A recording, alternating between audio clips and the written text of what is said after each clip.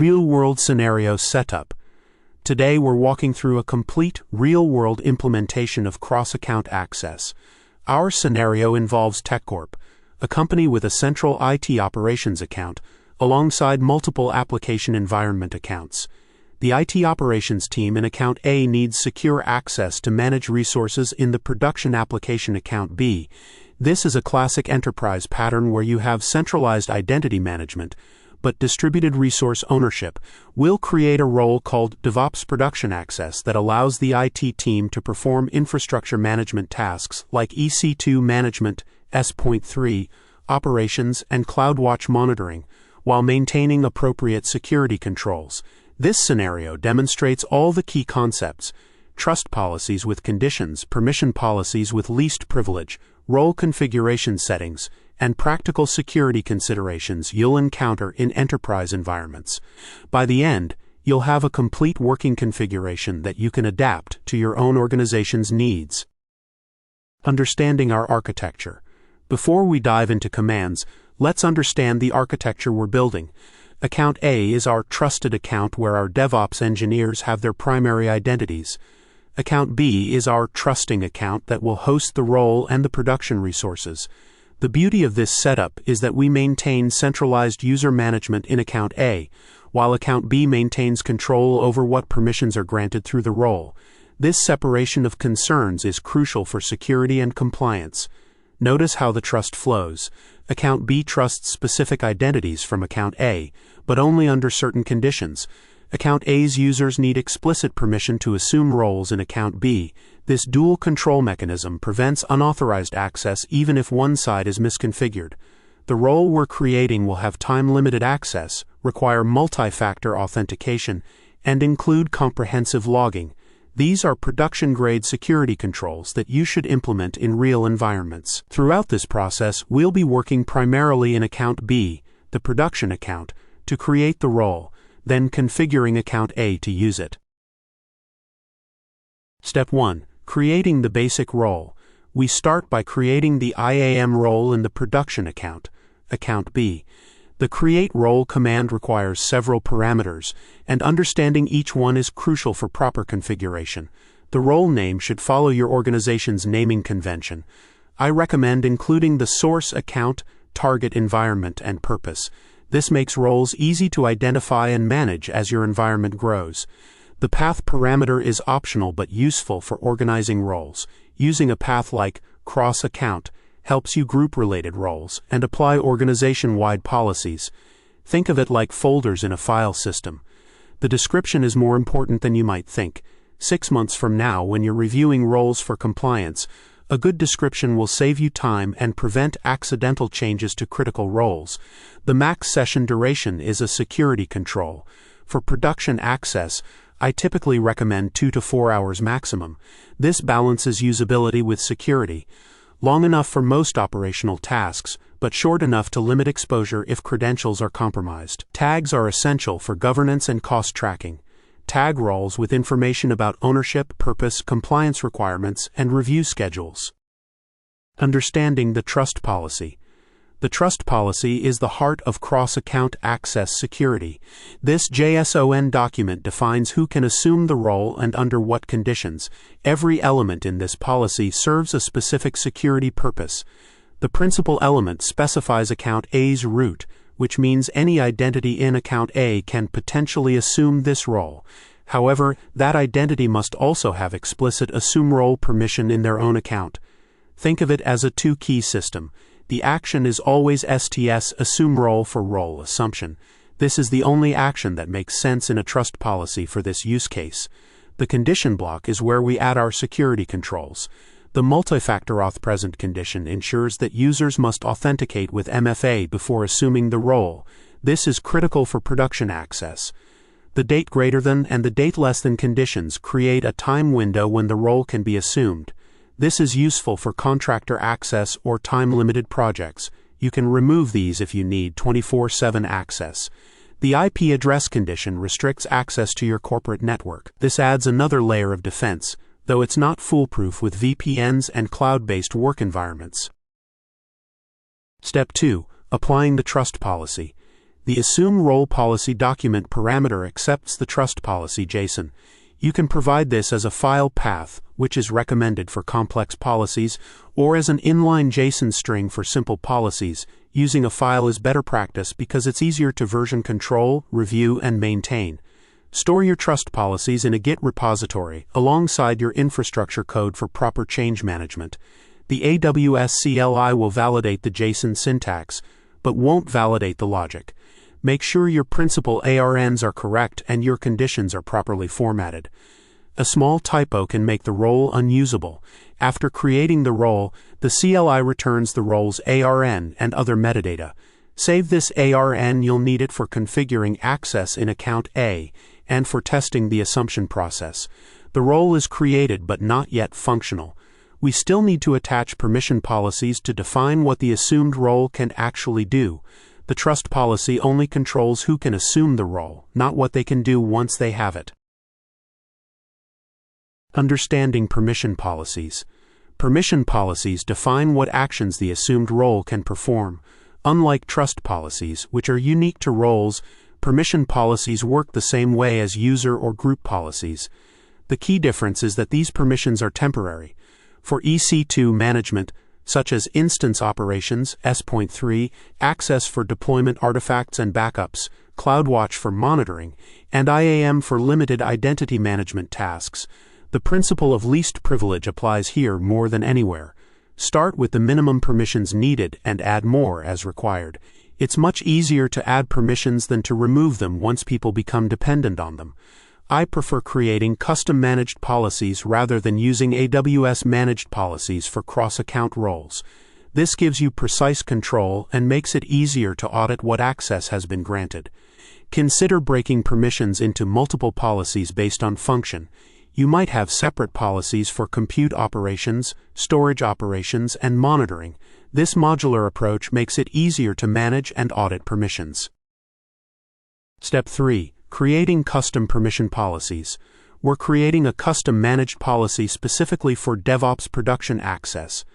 The policy name should clearly indicate its purpose and the level of access it provides. This helps with governance and prevents accidental misuse. The policy document defines specific permissions for EC2, S3, and CloudWatch. Notice how we're not granting full admin access. We're being specific about which actions are allowed. This follows the principle of least privilege. For EC2, we're allowing instance management operations but not VPC modifications. For S.3, we're limiting access to specific bucket patterns. For CloudWatch, we're allowing read access for monitoring but not metric creation or alarm management. The resource elements use wildcards and specific patterns to limit the scope of access. This is crucial. Just because someone can assume the role doesn't mean they should have access to every resource in the account. Version control your permission policies just like trust policies. As your organization's needs evolve, you'll need to update these policies, and having a change history is essential for security and compliance. Step 4. Attaching policies to the role. Attaching policies to roles is straightforward, but the order and combination matter. You can attach multiple policies to a single role, and the effective permissions are the union of all attached policies, minus any explicit denies. We're attaching our custom DevOps policy and the AWS Managed Read-Only Access policy. This gives our DevOps team the specific operational permissions they need, plus broad read access for troubleshooting and monitoring. AWS managed policies are convenient, and AWS maintains them, but they can be overly broad. The read-only access policy, for example, grants read access to most AWS services. This is acceptable for many use cases, but consider custom read-only policies for high-security environments. Always verify the combined effect of multiple policies. Use the IAM policy simulator or the AWS CLI's simulate principal policy command to test what actions are actually allowed by the role. Document which policies are attached to which roles and why. This documentation becomes crucial when you need to modify access or investigate security incidents. Step 5. Configuring role settings. Role configuration goes beyond just policies. The maximum session duration is a critical security control that balances usability with risk. For production access, I recommend 2 to 4 hours as a good balance. Shorter durations, 15 minutes to 1 hour, are appropriate for emergency access or highly privileged operations. Longer durations, up to 12 hours, might be suitable for batch processing or development environments. Remember that applications and scripts must handle credential expiration gracefully. If you set a very short duration, make sure your tooling can automatically refresh credentials as needed. Role tags serve multiple purposes: governance, cost allocation, compliance tracking, and automation. Tag roles consistently across your organization. Consider tags for owner, environment, criticality level, and review schedule. Some organizations use tags to automate access reviews. For example, a tag indicating the next review date can trigger automated reminders to role owners. Source account configuration. Creating the role in account B is only half the equation. Users in account A need explicit permission to assume the role. This is the second key in our two-key security system.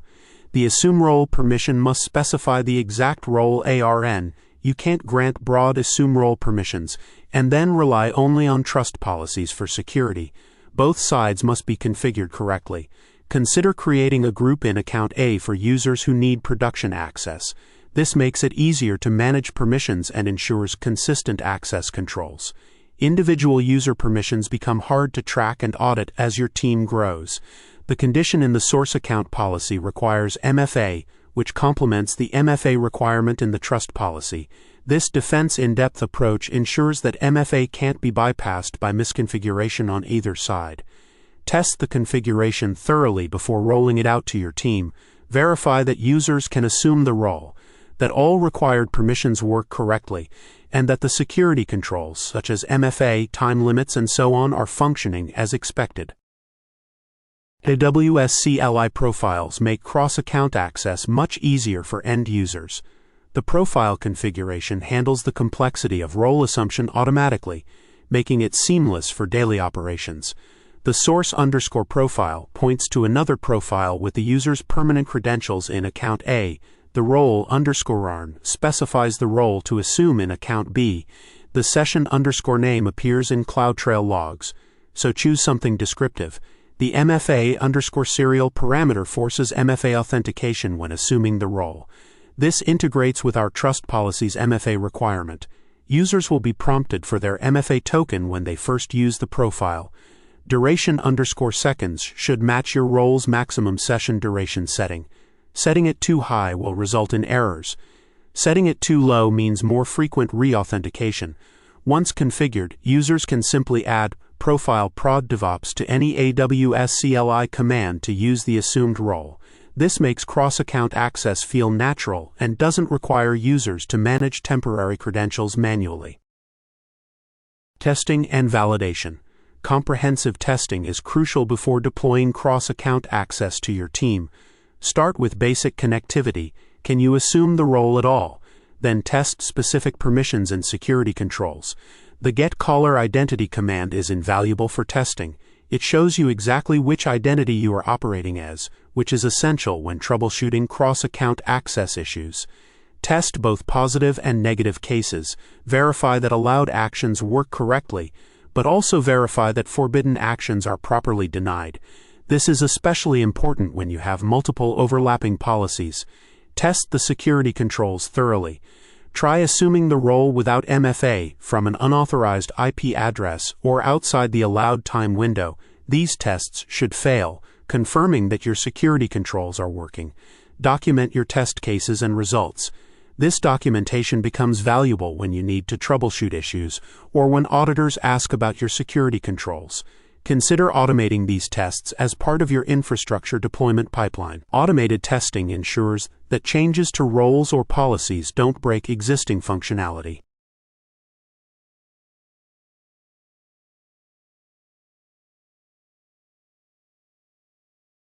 Security considerations. Security doesn't end with role creation. Ongoing monitoring and management are crucial for maintaining secure cross-account access. These security considerations demonstrate production-grade controls. MFA requirements are non-negotiable for production access. Even if your corporate environment doesn't normally require MFA, cross-account production access should always require it. The risk is simply too high. Session duration limits are a critical control. Shorter sessions limit the exposure window if credentials are compromised. However, this must be balanced against operational needs. Overly short sessions can impact productivity and lead to security workarounds. IP address restrictions add another layer of defense but aren't foolproof. They're effective against basic attacks but can be bypassed with VPNs or compromised internal systems. Use them as part of defense in depth, not as a primary control. External IDs aren't needed in this scenario since we're not involving third-party services, but they're crucial when vendors need access to your accounts. Always use external IDs for third-party access. Regular access reviews are essential. Just because someone needed production access 6 months ago doesn't mean they need it today. Implement processes to regularly review and clean up cross-account access. Monitoring and alerting. Comprehensive monitoring is essential for security and compliance. Every role assumption should be logged, and unusual patterns should trigger alerts. This monitoring serves both security and audit purposes. CloudTrail logging captures every assume role call with detailed context, including source, IP, MFA status, and session tags. Configure CloudTrail to send logs to a centralized S.3 bucket, and consider using CloudTrail Insights for anomaly detection. Real-time alerting on role assumptions helps detect unauthorized access attempts or unusual usage patterns. Set up CloudWatch alarms for failed assumption attempts, assumptions from unusual locations, or assumptions outside normal business hours. Consider implementing custom metrics that track role usage patterns. Metrics like assumption frequency, session duration, and geographic distribution can help identify both security issues and operational inefficiencies. Don't forget about the source account monitoring. Log and alert on assume role API calls from account A as well. This gives you visibility into both successful and failed cross-account access attempts. Regular reporting helps with compliance and governance. Generate monthly reports showing who assumed which roles, when, and from where. This data is invaluable for access reviews and audit responses. Common issues and solutions. Even with careful configuration, issues can arise with cross-account access. Understanding common problems and their solutions will save you time and frustration during implementation and ongoing operations. The most common issue is missing permissions in the source account. Remember that trust policies alone aren't sufficient. Users must have explicit assume role permission in their own account. This dual control mechanism confuses many people initially. MFA-related errors are also common. Users might not have MFA configured, might be using an expired token, or might have their MFA device set up incorrectly. Always verify MFA configuration before troubleshooting role assumption issues. Time-based condition failures often catch people off guard, especially in global organizations with multiple time zones. Make sure your time conditions use UTC and account for the geographic distribution of your users. Session duration errors occur when the requested duration exceeds the role's maximum session duration setting. This setting is separate from the policy and can only be modified on the role itself. Regional issues sometimes occur because STS has both global and regional endpoints. If you're using regional endpoints, make sure your client configuration is correct for your specific use case. Best Practices Summary. Let me summarize the key best practices we've demonstrated in this implementation. These practices will serve you well as you scale cross-account access across your organization. Always implement least privilege from the start. It's much easier to add permissions than to remove them once people become dependent on broad access. Start narrow and expand as needed based on actual requirements. Use consistent naming conventions for roles, policies, and other resources. This becomes crucial as your environment grows. Include information about source account, target environment, and purpose in your naming scheme. Implement comprehensive monitoring from day one. Security monitoring isn't something you can bolt on later. It needs to be part of your initial design. Plan for both real-time alerting and historical reporting. Document everything thoroughly. Include the purpose of each role, the business justification for permissions, and the security controls implemented. This documentation is essential for compliance and future maintenance. Test all configurations thoroughly before deployment. Include both positive and negative test cases. Verify that security controls work as expected and that operational scenarios function correctly. Plan for credential lifecycle management. Applications and scripts must handle credential expiration gracefully. This is often overlooked during initial implementation but becomes critical in production.